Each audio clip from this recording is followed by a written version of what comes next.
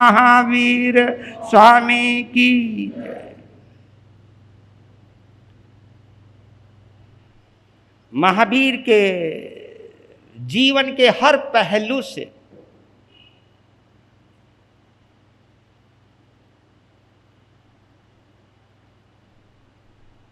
हमें कोई ना कोई एक नया सबक मिलता है, कोई ना कोई नई प्रेरणा मिलती है।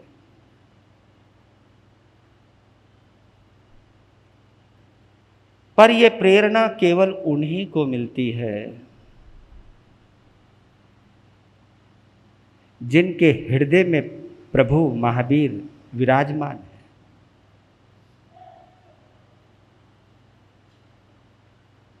जिनके रोम रोम में प्रभु महावीर बसे हुए हैं,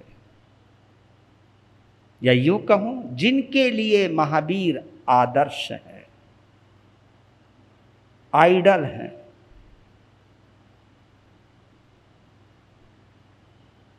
जो सचमुच प्रभु महावीर को अपना परम पिता मानता है, अपना परमात्मा मानता है। इसलिए कहते हैं कि पूजा करनी आसान है, लेकिन पूजनीय बनना बहुत मुश्किल होता है। पूजा करना तो आसान है, भाई एक थाली तो हिलानी है।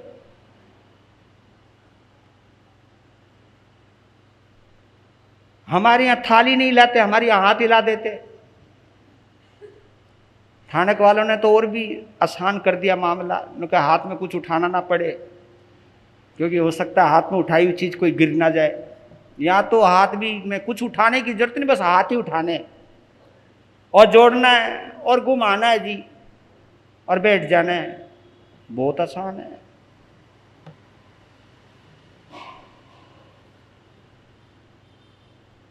लेकिन जब हमारे हाथ उठते हैं,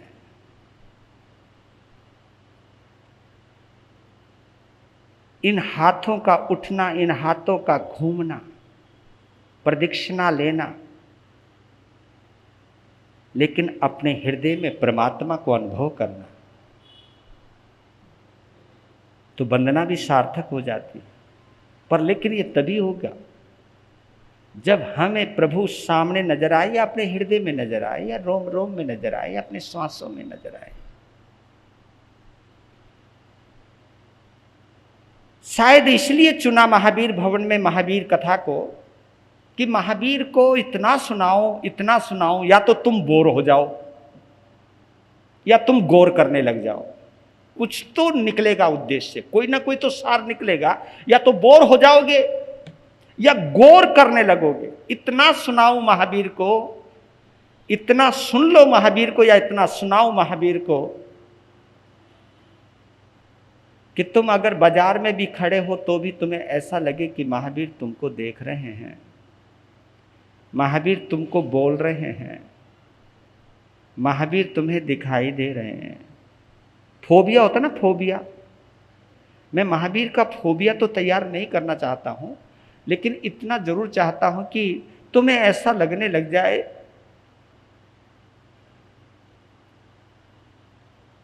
कि महावीर की पूजा तो महावीर के जैसा होकर ही की जा सकती है। महावीर जितनी क्षमा ना आए, लेकिन महावीर की जैसी क्षमा कुछ मात्रा में तो आए। महावीर जैसी मैत्री भाव बेशक ना आए, लेकिन उन जैसी मैत्री भाव की कुछ झलक तो आए। प्रभु महावीर क्षमा के अगर सागर है, तो मैं एक छोटा सा दरिया तो बनूं।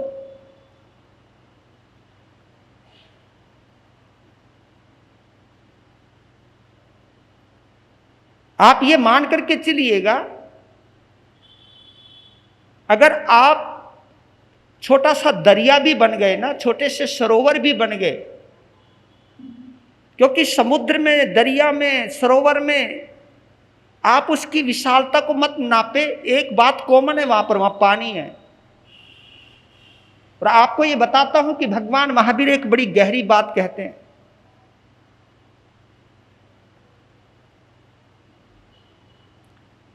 पत्थर और पानी में क्या अंतर है, कभी गौर किया? पत्थर और पानी में बहुत बड़ा अंतर है कि पत्थर कहीं एडजस्ट नहीं हो सकता, लेकिन पानी कहीं भी एडजस्ट हो सकता है। पत्थर को किसी बोतल में डालना चाहोगे तो मुश्किल हो जाएगा जी, लेकिन पानी को डाल सकते हो आप, बोतल में भी डाल सकते हो, लोटे में भी डाल सकते हो, उसी आकार में। इतना तरल, इतना सरल। वो जो तरलता है, वो जो सरलता है, वो महावीर का धर्म है। एक होती है तरलता, एक होती है कट्टरता। कट्टरता पत्थर जैसी होती है। कट्टर व्यक्ति जल्दी से एडजस्ट हो ही नहीं सकता, और कट्टर व्यक्ति कभी पवित्र नहीं हो सकता। ये देखिए कितनी गजब की बात। कट्टर व्यक्ति कभी पवित्र नहीं हो सकता। कट्टर व्यक्ति कभी मुस्कुराता नहीं है जल्दी से।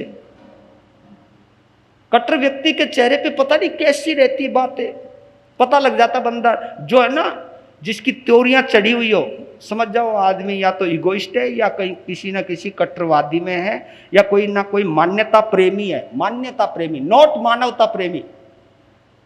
एक होता है मान्यता प्रेमी, एक होता है मानवता प्रेमी। संप्रदाय जो होता है वो हमको कहीं ना कहीं मान्यता प्रेमी बनाता है, अपनी मान्यता को सबसे आगे रखता है, वो है मान्यता। अपनी अपनी सभी लोगों ने अपनी अपनी धारणा बना रखी है। धारणाओं की वजह से वो रिजिड हो जाता, कठोर हो जाता है, लचीला नहीं रहता। ना जी ऐसी होगा जी, 10 आदमी कह रहे भाई ना जी। ये जो कट्टरता है मेरे बंधुओं, ये आदमी को सरल नहीं रहने देती। महावीर ने, इसलिए आपने देखा होगा महावीर का हर सिद्धांत, साधु भी एक भाषा बोलता है, द्रव्य क्षेत्र काल भाव के अनुसार जैसा होगा वैसा। क्या बोला शब्द हमने? द्रव्य क्षेत्र काल और भाव जैसा होगा।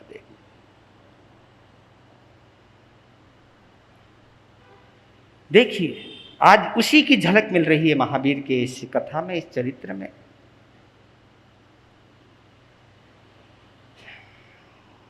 वैसे दूर से अगर महावीर को देखोगे ना आप, तो ऐसा लगेगा कि महावीर कुछ कर नहीं रहे। लेकिन आपसे पूछूं, आपसे कुछ करना आसान है या कुछ नहीं करना आसान है? सोच समझ के जवाब देना। कुछ करना आसान है या कुछ नहीं करना आसान है?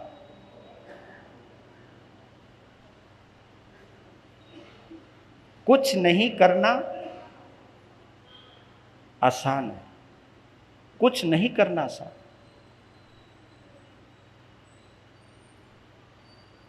अब तुम्हारे लिए बोलना आसान है या नहीं बोलना आसान है? तुमने बोला भी, तुमने अभी बोला था। नहीं बोलना या बोलना? मैं ये कह रहा हूं कि बोलना मुश्किल है, नहीं बोलना आसान है। पर लेकिन तुम्हारे अनुभव से तो मुश्किल हो जाएगा, क्योंकि आप तो महावीर से आगे हो ना। आप तो ये कहते हो कि जो काम महावीर ने नहीं किया वो हम करेंगे। लेकिन महावीर एक बात बड़ी गहरी कहते हैं, कर्म करना आसान है लेकिन कर्म नहीं करना ये ज्यादा मुश्किल है, जिसको हम अकर्म बोलते हैं। अकर्म बोलना मुश्किल है, अवचन आसान है, नहीं बोलना ज्यादा आसान है।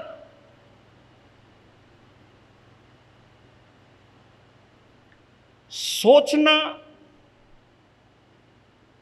और नहीं सोचना, क्या सोचते हो आप जरा? महावीर जो साधना कर रहे हैं, दिखाई तो ये दे रहे कि बंदा ध्यान में खड़ा कुछ कर ही नहीं रहा, बोल नहीं रहे, सोच भी नहीं रहे। हां, क्योंकि वहां मन, वचन और काया, शुरुआत बेशक से मन से हुई है, बात काया तक पहुंची है, लेकिन अगर हम इस स्तर को इस ढंग से भी देखें तो काया, वचन और मन, पर लेकिन वो बात क्यों बोली गई, मन को पहले क्यों लिया गया? क्योंकि मन के नियंत्रण में सब चीज है। हम जो भी कुछ कर रहे हैं उसके पीछे कहीं ना कहीं मन की पावर पड़ी हुई है। और महावीर इस अभ्यास में लगे हैं, इसी को साधना कहते हैं, इसी को साधना कहते हैं कि मैं वो उस स्थिति में पहुंच जाऊं ताकि मैं अमन हो जाऊं। अमन यानी बिना मन का हो जाऊं, क्योंकि मन अगर रहेगा तो सोचूंगा जरूर, मनन करूंगा, मनन करूंगा। पर लेकिन एक बात जरूर मान करके चलना, अमन कब आएगा? अमन कहते हैं, सुख चैन को भी अमन कहते हैं। अमन, भाई मैं अमन में हूं यानी आराम में हूं। अमन में वही रहता है जो मन को विश्राम में ले जाता है। और आपको मैंने एक दिन बोला भी था कि समायिक का मतलब यह होता है कि हम मन को विश्राम में ले जाएं, मन की गतिविधियां बंद कर दे। मन जो इधर उधर भाग रहा है उसकी भागदौड़ खत्म करें, एकाग्र हो जाए, आत्मस्थ हो जाए, ध्यानस्थ हो जाए। क्योंकि आत्मा में अगर जब जाओगे, मन के लिए कुछ भी नहीं है वहां। दुनिया में अगर जाओगे तो बहुत कुछ है, बहुत कुछ है। दुनिया में अगर जाओगे, बाहर अगर जाओगे तो दुनिया में बहुत कुछ है। लेकिन अगर आत्मा में जाओगे तो फिर एक ही होना पड़ेगा, आपको आत्मस्थ होना पड़ेगा। अब आपके पास और कोई विकल्प नहीं है। और महावीर उसी की साधना में लगे हुए हैं। इसलिए कहते कि निष्क्रिय होने की बजाय निष्कर्म होने की साधना करो। क्या बोला अभी मैंने? निष्क्रिय होने की बजाय निष्कर्म होने की साधना करो। यह महावीर की बड़ी गहरी साधनाओं में से एक साधना है। आदमी शरीर से निष्क्रिय होता है,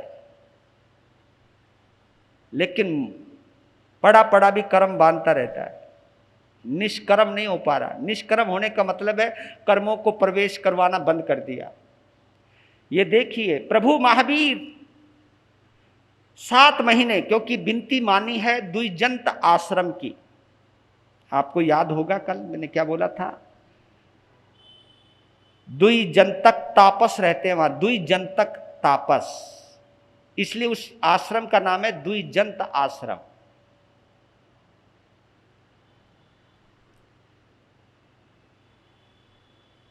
मोराक सन्निवेश, वो जगह, उस परिवेश का नाम है मोराक सन्निवेश।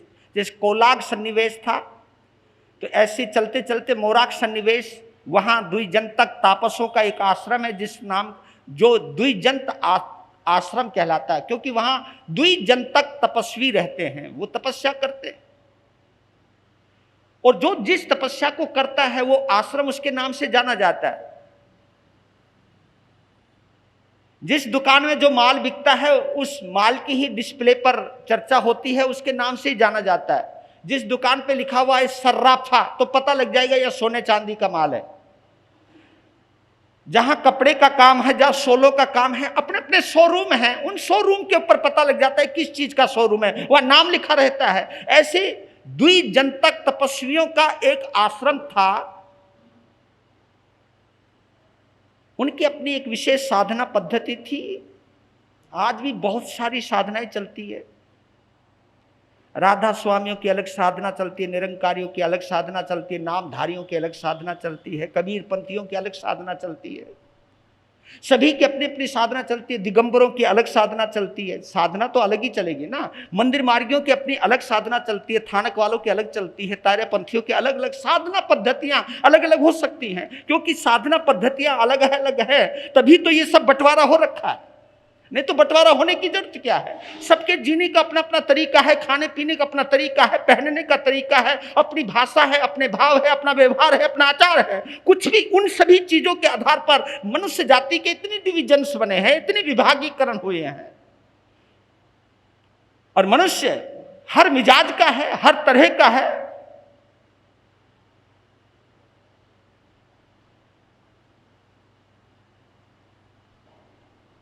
वहां के कुलपति का निमंत्रण दिया था कि इस वर्ष का वर्षावास यही करना है, क्योंकि आपके पिता मेरे मित्र थे, और मौन स्वीकृति उन्होंने दे दी थी कि ठीक है।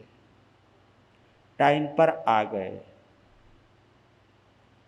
आषाढ़ पूर्णिमा से एक दिन पहले प्रभु महावीर, साधना काल चल रही है, अभी भगवान नहीं बने, अभी तीर्थंकर नहीं बने, अभी साधना काल चल रहा है, अभी वो साधक हैं, अभी वो साधु हैं, अभी वो संत हैं, अभी अरिहंत नहीं बने हैं। ये संत अवस्था है, ये साधु की अवस्था है। पहुंच गए, वेलकम हुआ और उनकी झोपड़ी दिखा दी, क्योंकि सभी तापसों की एक जैसी झोपड़ियां थी।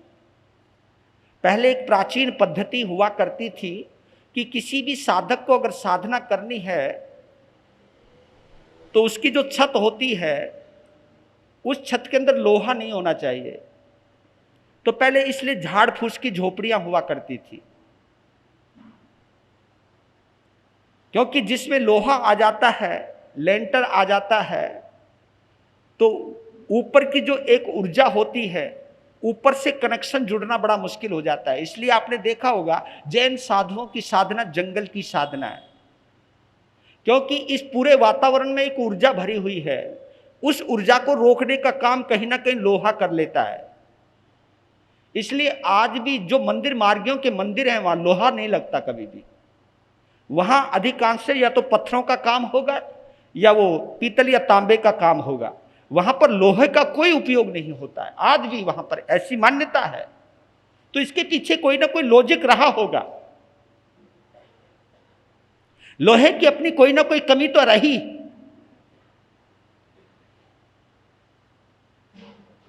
लोहे में क्या कमी है बताना जरा।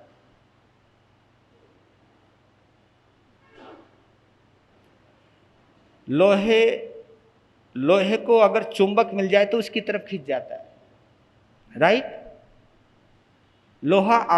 चुंबक लोहे को अपनी तरफ आकर्षित कर लेता है। तो चुंबक है मोहनीय कर्म। चुंबक जो है वो मोहनीय कर्म है। अगर हम लोहा हैं तो मोहनीय कर्म हमको अपनी तरफ खींच लेगा, हमको अपने झांसे में डाल लेगा, फंसा लेगा, हम उसके गुलाम हो जाएंगे। जहां उसकी रेंज में आए, लोहा जैसे ही उसकी रेंज में आता है, किसकी रेंज में? चुंबक की रेंज में आता, तो लोहा उसकी तरफ खींचने लगता है। और आपने कभी एक चीज सुनी हो या नहीं सुनी हो, भगवान को जैसे केवल ज्ञान होता है ना, ये तीर्थंकरों का अतिशय समझ लीजिए या विशेषता समझ लीजिए, या केवली की विशेषता समझ लिए। कहते हो कि जमीन पर नहीं चलते, वो जमीन से ऊपर चलते हो। जमीन में क्या है? गुरुत्वाकर्षण है।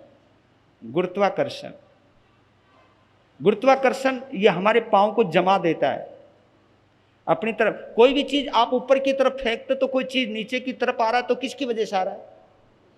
इस धरती के अंदर क्या है? गुरुत्वाकर्षण। उसी को वो खींचता है, अपनी तरफ खींचता है। तो मोहनीय कर्म में भी गुरुत्वाकर्षण होता है, हमें जो मुक्ति की तरफ नहीं जाने देता है। बहुत प्रयास करते हम जैसे छलांग लगाते, लेकिन मोहनीय कर्म कभी संप्रदायवाद के अंदर, कभी गुरु के नाम पर, कभी परंपराओं के नाम पे, कभी भक्तों के नाम पे मोहनीय कर्म कहता नीचे आ जा, देख बड़ा सेठ आया है, देख आज बस आई है तेरे भक्तों की भर के। हाँ जी ठीक हो जी, भाई बहुत गजब की बात है तुम्हारी, भाई बहुत दिनों के बाद। ये मोहनीय कर्म हमें नीचे ले आता है, बार बार लेकर के आता रहता है। हम लोग ये समझते हैं कि हमारी साधना का प्रभाव है, लेकिन ये मोहनीय कर्म का प्रभाव है। ये हमको पता नहीं कब समझ में आएगा, नहीं समझ में आता जल्दी से। कभी कभी तो हम कई साधनाएं इसलिए करते हैं कि लोग प्रभावित हों,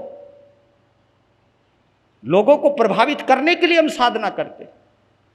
हम कुछ ऐसी साधना करते, कुछ ऐसे चमत्कार अर्जित करना चाहते हैं। देखिए, अगर मैं हूं, चाहे कोई भी है, अगर मैं चमत्कारों के प्रति आकर्षित हो रहा हूं, मैं इसलिए हो रहा हूं ताकि लोग मेरे से चमत्कृत हो सके, और लोग चमत्कृत हो जाएंगे। इसलिए तुम लोगों ने एक कॉमन शब्द बना रखा है, बोलो कौन सा?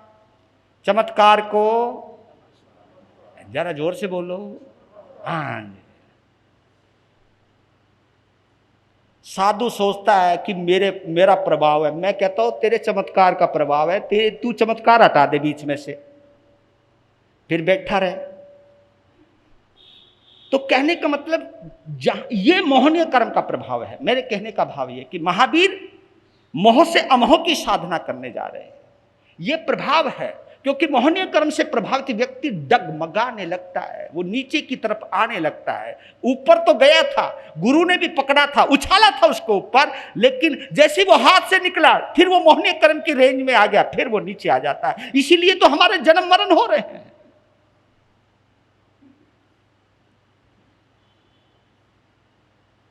तो साधना करने लगे। चतुर्मास के 15 दिन ही व्यतीत हुए थे। आसपास के गांव में कुछ पानी का अभाव की वजह से चारा खत्म हो गया था, तो कुछ गायें कुछ पशुएं आ जाते थे। और वहां पे आश्रम है तो बाग बगीचे लगे हुए हैं, कोई पानी की व्यवस्था रही होगी, हरियाली होगी, और झोपड़ियां थी, तो कई गौएं आ जाती थी, तो घास फूस को खाने लग जाती थी। तो तापस उन्हें भगाते थे, उन्हें दूर दूर तक भगा के आते थे, मार मार के भगाते थे। तो उन्होंने क्या देखा, ये जिस झोपड़ी में ये महावीर खड़ा हुआ है, वहां गौएं आ रही हैं, खा रही हैं, वो भगाता नहीं।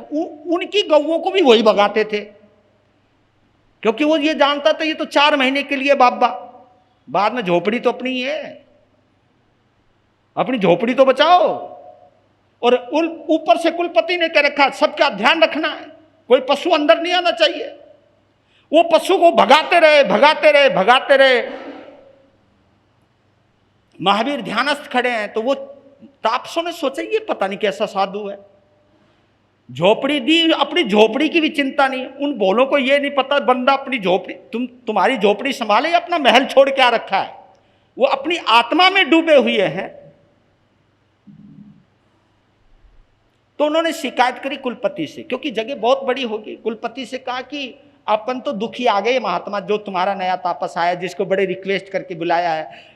पशु आते हैं और उसकी घास को खाते हैं, और हम भगाते भगाते तंग हो गए। ये बात सुनी कुलपति ने देखा नजारा, तो उन्होंने वर्धमान के पास आए, कहा कि वर्धमान, जिस जगह में हम रहते हैं उस जगह की सार संभाल तो करनी चाहिए, ये आपका फर्ज है। ऐसा वो बोले, वो तो ध्यानस्थ खड़े हैं।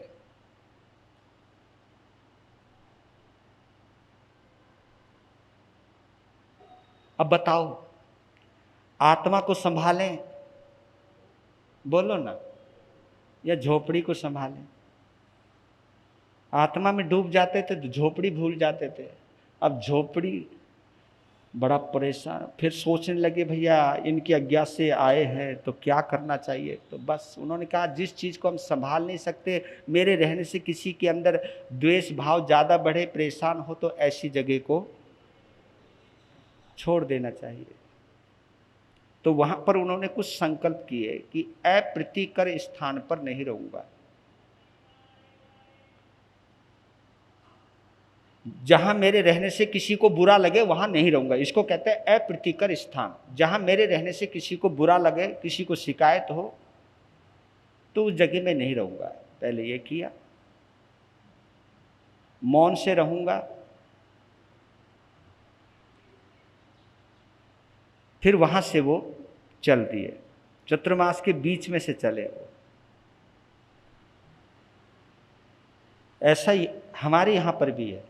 ये कल्प सूत्र में अगर तुमने कभी पढ़ा हो तो ये व्यवहार कल्प के अंदर आता है हमारे यहां पर।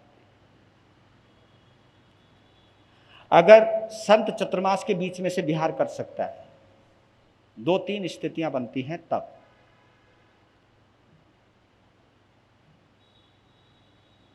वहां का राजा अगर रुष्ट हो जाए तो संत बीच चतुर्मास में जा सकता है, पहली बात। दूसरी बात, अगर गुरु ने बुला लिया है तो कि तुम्हें आना है 20 चतुर्मास में छोड़ करके, तो गुरु की आज्ञा अविचारणीय होती है, वहां पे विचार नहीं करना, तुरंत जा सकता है। अगर मुझे किसी की सेवा में जाना है चतुर्मास के अंदर और अचानक पता चल गया कि उसमें वो संत अकेला रह गया, उसकी सेवा में कोई नहीं रहा है, गुरु ने आदेश दे दिया है कि तुम्हें उनकी सेवा में जाना है, तो उस चतुर्मास को बीच में छोड़कर जा सकता है। और समाज का वातावरण बहुत ज्यादा दूषित हो गया है, कोई चाहता नहीं है कि ये यहाँ पर रहें, और संत को पता लग जाए मेरे रहने से यहाँ ज्यादा विषम भाव हो रहा है, तो वहां की क्षेत्र की शांति के लिए वो छोड़ के जा सकता है। ये मैं अपनी तरफ से कुछ नहीं बोल रहा हूं, ये मैं नियम बतला रहा हूं। तो प्रभु महावीर वहां से चले, फिर वो पहुंचे अस्थि ग्राम, थोड़ी दूर होगा वो अस्थि ग्राम। वैसे उस गांव का नाम वर्धमान ग्राम था, लेकिन अस्थि ग्राम क्यों पड़ा, इसकी एक कहानी है। पर वो जब पहुंचते हैं, क्योंकि उन्होंने राजकुमार जब वो भ्रमण कर रहे थे, वो जगह देख चुके थे, मन में एक भाव आ चुके थे कि मैं यहां आकर के साधना करूंगा। तो वहां शूलपाणी यक्ष का मंदिर था, एक ऊंची सी पहाड़ी पर, टीकरी सी हो ना, बड़ी सी एक टीला टाइप, तो उस छोटी सी पहाड़ी के ऊपर मंदिर था। उस मंदिर का नाम शूलपाणी यक्ष का मंदिर था। चैत्य समझ लो, चैतालय समझ लो, कुछ भी समझ लो आप। तो वो चढ़ने लगे, शाम होने वाली थी, पुजारी ने फटाफट पूजा पाठ की, फटाफट नीचे उतर रहा था। नीचे उतरा तो सामने वर्धमान, बड़े भव्य ललाट है भगवान, बड़े सुंदर हैं, इसमें तो कोई दो राय नहीं है, बहुत सुंदर थे, रूप गजब का था। तो उस पुजारी ने उनको प्रणाम किया, तो पुजारी से सांकेतिक भाषा में बोला कि मैं यहां रहना चाहता हूं। ओ, यानी रात को कोई नहीं रहता यहां, आप मानो कोई नहीं रहेगा। तो वो रोक रहे हैं, इतने में कुछ आसपास के गांव वालों ने देखा कोई तपस्वी आया है, तो सब गांव वाले दौड़कर आ गए। तो गांव वालों ने सोचा कि ये भोला तपस्वी, इनको नहीं पता कि ये शूलपाणी यक्ष कितना क्रूर है, कितना दुष्ट है, कितना अत्याचारी है, विध्वंसक है, विनाशक है। ये भोला तपस्वी है, इसको पता नहीं है, क्योंकि हर आदमी अपनी तरह ही समझता है हर किसी को। कहा कि बाबा या नहीं रहना, भगवान कहते कि मुझे रहने दो।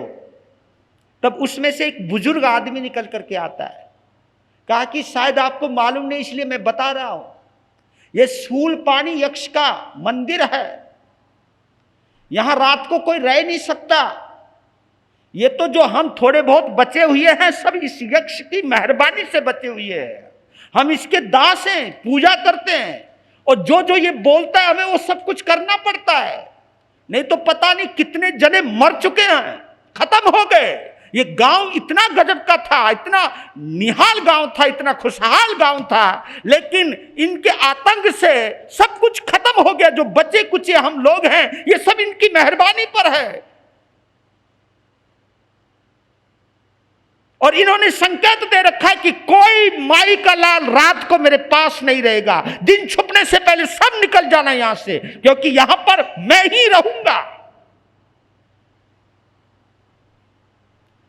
तो महावीर देखो क्या, मतलब उनकी ग्रेटनेस देखो जी, उस बुजुर्ग व्यक्ति को ऐसे सुन रहे जैसे कि महावीर को कुछ भी पता नहीं है, ऐसे सुन रहे। और बुजुर्ग और उत्साहित हो गया कि मेरी बात को बड़े गौर से सुना जा रहा है, और गांव वालों का वो मुखिया होगा, तो इशारों में पूछा, ये हाँ हाँ इसकी पीछे कहानी है। तो पूछा कहानी क्या है, कि कहानी यह है बहुत समय पहले एक धनदेव नाम के व्यापारी यहां से गुजर रहे थे और ये सामने जो एक वेगवती नदी बहा करती थी, वेगवती, इस नदी का नाम वेगवती है, इस पहाड़ी के नीचे नदी थी। तो गर्मी के दिनों में पानी कम हो जाता था, कीचड़ ज्यादा रह जाता था।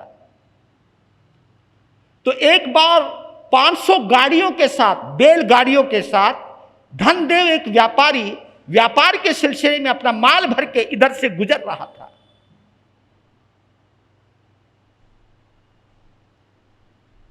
तो सोचा कि पानी थोड़ा है, गाड़ी अंदर डाल दी, बैलगाड़ी अंदर डाल दी। गाड़ी बीच तक, क्योंकि उसके बैल बड़े तगड़े थे, गाड़ी को खींच करके बीच में ले आए, लेकिन जो बैल जुता हुआ था वो जवाब दे गया। उस व्यापारी के पास एक अति लाडला उसका बैल था, जिसको वो खिलाता था, पिलाता था, उसकी मालिश करवाता था, उसके लिए स्पेशल लोग रखे हुए थे, उसके खाने पीने का फुल ध्यान था। हाथी जितना विशाल था, ऊंचे उसके मसनद थे और उसके सींग बड़े थे, बड़ा खूबसूरत था, सफेद, ऐसा लगता था बैल ना होकर के हाथी है, इतना बलवान था, इतना बलिष्ठ था। उसको वो कभी काम में नहीं लेता था, उससे लाड़ी इतना था, उसे पालता था, खिलाता था, नौकरों की स्पेशल ड्यूटी लगा रखी थी कि इसकी कमी नहीं रहनी चाहिए।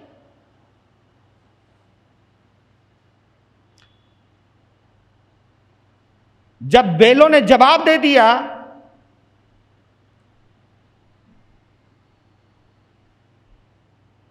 तो धनदेव व्यापारी टेंशन में आ गया कि ना मैं इधर का रहा ना मैं उधर का रहा, क्योंकि वो उसकी गाड़ी बीच में फंस गई थी। और ये जो जानवर होते हैं ना, बड़े सेंसिटिव होते हैं। जिस बैल को अपने बेटे की तरह पालता था, जैसे अपने मालिक को चिंता में देखा, वो तुड़ा करके सामने आ गया और अपने मुंह से सेठ के चरण छूने लगा और आंखों में आंखें मिलाकर के कहा, मैं हूं ना, मैं हूं। अरे नहीं, मैंने तेरे से कभी काम नहीं लिया। वो जिद करने लगा, उछलने लगा।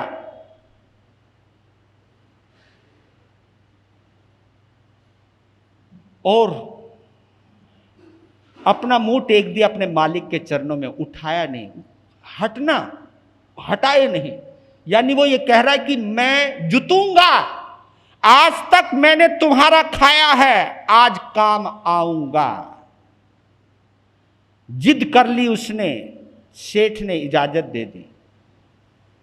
और जैसे ही वो लगा, एक झटका दिया और 1 पार, 2 पार, 3 पार, जब 5वीं बैलगाड़ी पार करवा दी, इतने में टूट चुका था वो। मतलब ये देखिए कितना बल होगा, लेकिन आखिर शरीर की भी तो एक कैपेसिटी रहती है। जब सब गाड़ी पार करवा दी तो उसके कंधे की हड्डियां कमजोर पड़ गई। वो इतना थक चुका था, क्योंकि कीचड़ से गाड़ी, भरी हुई गाड़ी निकालना, और वो गिर पड़ा। 5वीं गाड़ी पार करवा, लास्ट वाली गाड़ी पार करके एकदम वो गिर पड़ा। मुंह से झाग आने लगे, खून निकलने लगा। अपने लाडले उस कमेरे बलिष्ठ बैल की दुर्गति देख करके सेठ धनदेव रोने लगा, उसकी पीठ पर हाथ फेरने लगा, कहा कि तूने कमाल कर दिया, अपनी जिंदगी को खतरे में डालकर मेरे लिए अपनी जान की बाजी लगा दी। उसका माथा चूम रहा है सेठ, और इतने में बैल बेहोश हो जाता है। सेठ को आगे जाना था और उसे उठा नहीं सकता था कोई, इतना बलवान था वो। सोचने लगा मैं क्या करूं। फिर उसने सब गांव वालों को बुला लिया और दौलत का अंबार लगा दिया। कहा कि मजबूरी में मुझे अपने इस प्यारे बैल को छोड़ के जाना पड़ रहा है, क्योंकि इसको उठा के नहीं ले जाया जा सकता, लेकिन इसकी सेवा करना, तुम्हें मुंह मांगा दूंगा पैसा। अंबार लगा दिया कि ये सारी जो ढेरी है दौलत की सब तुम्हारी, लेकिन मेरे बैल को कमी मत रखना, इसको अच्छा खिलाना, इसकी अच्छी दवा करवाना, इसको संभालना। मैं जब दोबारा आऊंगा तो अपने बैल को मैं ले जाऊंगा। और ये वादा किया उन गांव वालों ने, कहा कि सेठ हम बचाएंगे इसको, हम बचाएंगे। सेठ चला गया, लोग बदल गए। 1-2 दिन किया उसका इलाज, फिर सोचने लगा कौन आने वाला है, बोल देंगे आएगा, मर गया जी, हमने तो बहुत खिलाया, बहुत। ये आदमी बड़ा बेईमान है।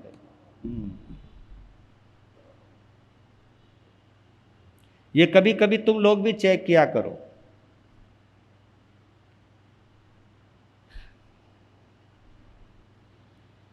सभी ने अपने घर भर लिए जी, अपनी अपनी दुकानें खोल ली, अपना अपना काम कर लिया। जो पैसा उस बैल पे खर्च करना था, 1 पैसा खर्च नहीं किया।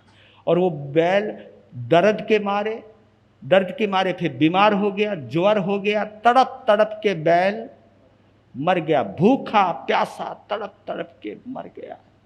क्योंकि बैल ने देख लिया था उसका मालिक धन का अंबार लगा के गया है, किसी ने उसकी परवरिश नहीं करी। मर के वो बैल यक्ष बना,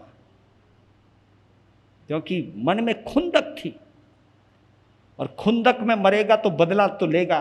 क्योंकि वो जो उसने 500 गाड़ियां पार करवाई, वो कोई तपस्या से कम नहीं था, तपस्या थी।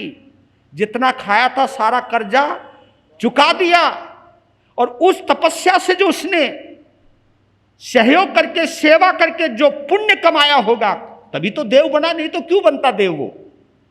तो फिर वो यक्ष बनता है। यक्ष बनते ही अवधि ज्ञान और पता लगा लिया कि किस किस ने मेरे मालिक के साथ दगा किया, मेरा मालिक का पैसा डकार गए, जो पैसा मेरे लिए दिया गया था। जबकि वो कह दिया था कि जब मैं आऊंगा तुम सबको दे दूंगा, निहाल कर दूंगा, तुम सोच भी नहीं सकते हो तुम्हें मैं कितना दौलत दूंगा, बस इस बैल को बचा लेना, ये मेरा प्राण है, मेरी जान है, इसके अंदर मुझे मजबूरी में इसे छोड़ के जाना पड़ रहा है, लेकिन इसके लिए मैं कुछ भी कर सकता हूं।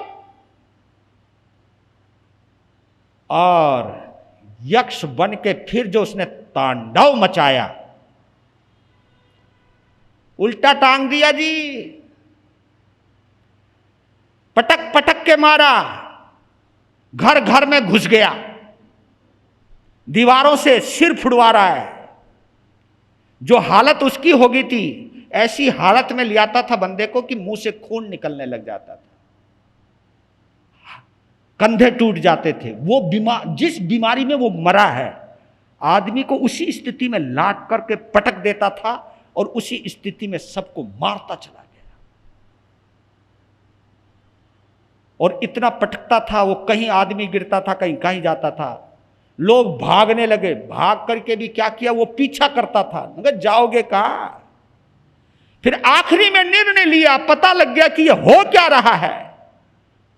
कहा कि लगता है यह बैल यक्ष बन गया है, क्योंकि वो बोलने भी लग गया था कि तुम सबको छोड़ूंगा नहीं, तुमने मेरे मालिक के साथ गद्दारी की, जो पैसा मेरे ऊपर खर्च करने के लिए आया था वो तुम सब डकार गए। अब पता लगेगा कि कृतज्ञता, किसी के साथ गद्दारी करने का क्या परिणाम निकलता है।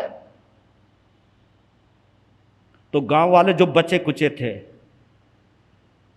सीधे दंडवत लेट गए, कहा कि हमें माफ कर दो, हमें माफ कर दो, जब हम कहोगे वही कर लेंगे, हम आगे से कभी किसी का दगा नहीं करें, ए माफ कर दे बाबा, ए माफ कर दे बाबा। वो सब गिड़गिड़ाने लगे। तब आवाज आई कि जैसा कहूं वैसा करो, जितने भी लोग मरे हैं उन सभी की हड्डियां इकट्ठी करो और नींव खोदो, और उस नींव के अंदर वो सभी हड्डियों को दबाओ, उन हड्डियों को दबा करके उसके ऊपर दीवार खड़ी करके मेरा एक मंदिर बनाओ और मेरी ये प्रतिमा बनाओ। जैसा जैसा कहता गया मरता, बोलो बोलो, मरता क्या नहीं। वहां बड़े बड़े ब्राह्मण भी रहे होंगे, बेचारों ने हड्डियां चुगी, अपने बाप की भी नहीं चुगी होगी जितनी हड्डियां उसकी, उन सब की चुगी, सबकी इकट्ठा किया, मंदिर बनाया। कहा कि बाबा, और वो बुजुर्ग कहने लगा, महात्मन, हे भोले भाले तपस्वी, यहां रात को कोई नहीं रह सकता, इतना गुस्सेल है ये यक्ष, नाम इसका सूल पानी। उसके हाथ में सूल हुआ करती थी, मतलब सूल समझ लो एक संकेत था वहां पर। उसके हाथ में एक सूल रहती थी, सूल, उसकी यक्ष की प्रतिमा बनाई, उसके हाथ में एक सूल रखी, एक लकीर सी, लकीर जमजो, कुछ भी समझ लो, सूल रखी।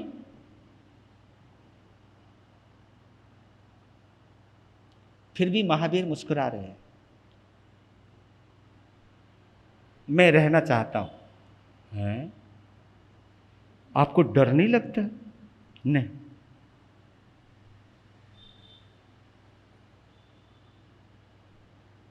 दिन छुपने वाला था, उन्होंने कहा कि मुझे इजाजत हो। ठीक है जी, अपन तो समझा सकते हैं जी, जब थारे मन में ही मरने की है तो मरो। वो तो चले गए लोग, लेकिन लोग रात को सोए नहीं। हाँ, वो सोचने लगे अब आवाज आएगी, और जैसे ही दिन छुपा अट्टहास होने लगे। आ गया भाई साहब। कौन? हाँ। तुम्हें डर लग रहा है? अगर ऐसा, तुम रुकोगे ऐसी जगह? बोलो ना, रुकोगे?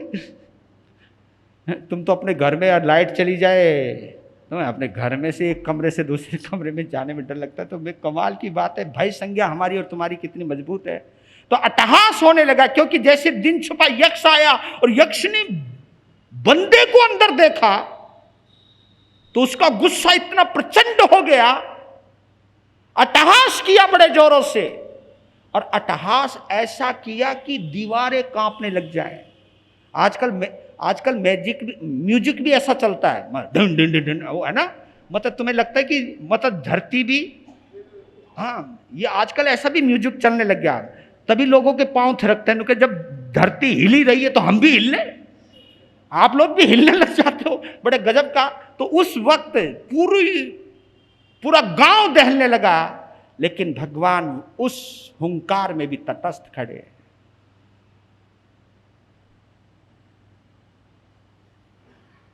अवधि ज्ञान है उसके पास, वो देख रहे हैं कि महावीर का रोवां कोई खड़ा हुआ कि नहीं, क्योंकि हम और तुम होते तो ये डर के मारे ये दो बार खड़े होते हैं, या तो खुशी में खड़े होते हैं या तकलीफ में खड़े होते हैं। मतलब आदमी जब रोमांचित, इसको रोमांचित बोलते हैं, रोम खड़े हो जाए उसको रोमांच बोलते हैं, रोमांच, रोम में आंच आने लग जाए, उठने लग जाए। तो देखते कि कोई रोम खड़ा नहीं, यानी कोई भय नहीं। अब समय हो गया आपका, है ना, कल देखते।